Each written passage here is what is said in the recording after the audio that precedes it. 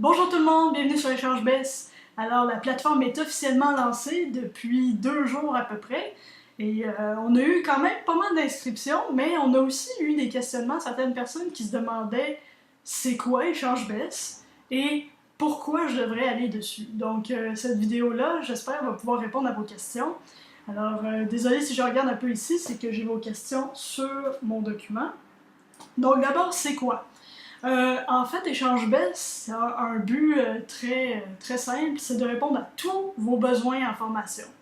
Donc, vous savez, l'enseignement, c'est un métier sur lequel repose beaucoup d'attentes sociales. Donc, il faut être capable d'ouvrir nos élèves à la diversité, et en même temps, il faut qu'on soit capable d'intégrer les gens qui ont des troubles d'apprentissage, je vous ferai pas le tableau, vous savez à quel point c'est compliqué notre métier. Donc c'est sûr qu'avec une formation universitaire, et même l'université ne s'en cache pas, vous n'êtes pas formé à 100% pour devenir des enseignants. En fait, on n'est jamais formé à 100% parce qu'il y a tout le temps des choses qui changent. Donc c'est pour ça qu'on met Échange BES à votre disposition, c'est pour faire des liens entre vous, pour que quelqu'un, par exemple, qui est spécialisé en technologie éducative, puisse partager son expérience avec les autres personnes. Donc, oui, c'est une plateforme, dans le fond, qui vient enrichir votre formation que vous avez à l'université et le bagage que vous avez accumulé par vous-même.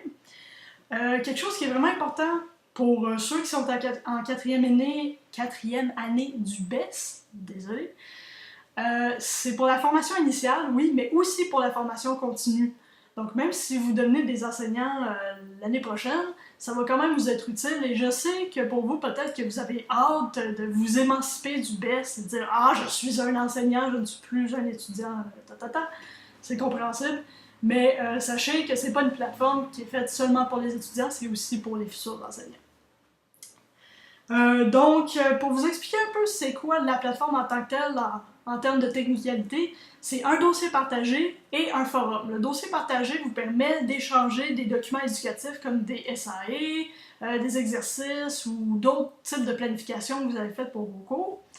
Et d'avoir accès à celles qui ont été faites par les autres personnes de toutes les cohortes et de toutes les concentrations du BES. Ça peut être vraiment pratique pour vous. Je vous donne un exemple. Pour nos quatrièmes années, par exemple, si vous avez un contrat en français, votre commission scolaire permet que vous puissiez enseigner dans un champ différent que le champ dans lequel vous êtes formé. Vous êtes en univers social, le français, ça vous dit pas grand-chose dans la vie. Et là, vous aurez accès à ces ressources-là en français que d'autres personnes ont fait au BES. Donc ça, c'est un exemple. Ou une autre personne qui est en première année du BES et qui a un cours de didactique pour la première fois, qui doit faire des planifications, il ne sait pas trop comment prendre ça. Oui, il y a eu un modèle à l'université, mais il aimerait ça voir ça concrètement de quoi ça a l'air. Ben là, il peut aller voir sur Échange BES. Et c'est le modèle de l'université qui est appliqué dans les SAE qui ont été faites. Donc, ça peut vous donner des idées. Oui, donc le forum, ça c'est pour discuter d'enjeux reliés à l'éducation, accéder à nos bottins de ressources, on a beaucoup de ressources sur le forum, et se conseiller entre étudiants. Donc, comme je vous disais un peu, je vais vous donner un exemple qui a plus rapport au forum. Par exemple, vous êtes en stage 2, et vous paniquez, il y a une situation que vous avez avec votre enseignant associé, vous avez un conflit de personnalité avec lui, là vous savez pas trop quoi faire, comment gérer ça, ben les autres personnes qui ont déjà passé par là vont pouvoir vous dire « Ah ben moi ça m'est arrivé aussi, j'ai géré ça de telle façon, si tu veux on peut s'en parler en message privé, si tu veux avoir plus de détails, des choses comme ça. » C'est ça. Et aussi, très important, le forum permet de participer aux décisions de la communauté. C'est une plateforme qui est démocratique, donc tout l'avenir de la plateforme est déterminé par ses membres. Je vous explique pourquoi. Si notre but, c'est de répondre à tous vos besoins de formation, évidemment, on va vouloir vous demander c'est quoi vos besoins. Je suis au BES en ce moment, mais quand je vais graduer du BES, je vais quand même rester dans l'échange BES, et je ne vais pas nécessairement savoir où est-ce qu'on en est rendu dans les besoins pour les futurs enseignants. Donc, ça va nous permettre de nous mettre à jour continuellement et de pouvoir garder la plateforme actuelle. Donc, c'est ça.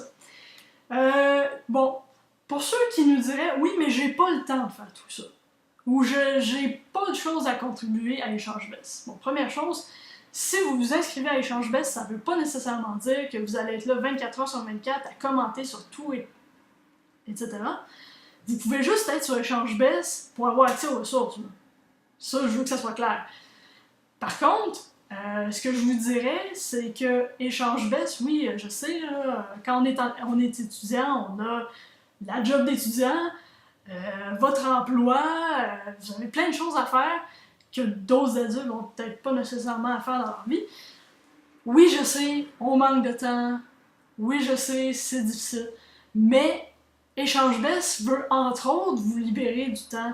Parce que si vous passez 3 heures à apprendre c'est quoi un TBI, comparé à vous avez une vidéo de 10 minutes sur Échange Best qui vous explique c'est quoi, et là, vous allez gagner du temps.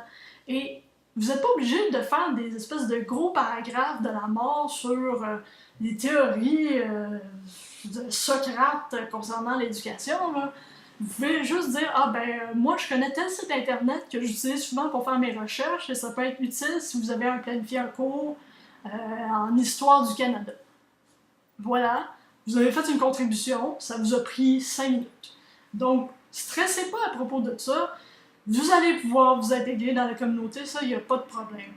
Mais je vous encourage vraiment à vous inscrire, ne serait-ce que pour consulter les ressources, parce que je suis sûre que ça va vous être utile dans votre formation. Donc, si jamais vous avez d'autres questions, vous pouvez nous laisser un commentaire si vous êtes sur Facebook en ce moment, ou vous pouvez nous envoyer un courriel à l'adresse qui apparaît ici. Et voilà, donc bonne journée!